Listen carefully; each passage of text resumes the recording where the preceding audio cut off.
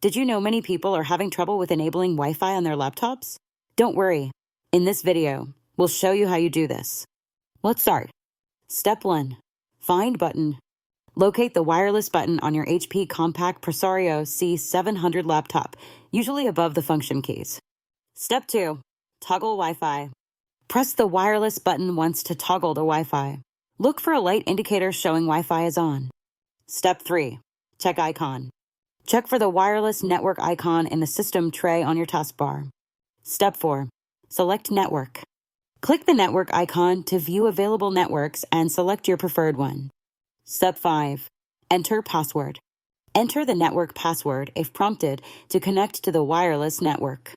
By following these steps, you should now be able to connect your HP Compaq Presario C700 to a Wi-Fi network. Still need help? Visit our website for the complete manual. There you will also find questions and answers from other HP users. Did you find this video helpful?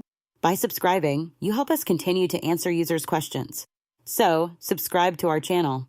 Thanks for watching and see you in the next video.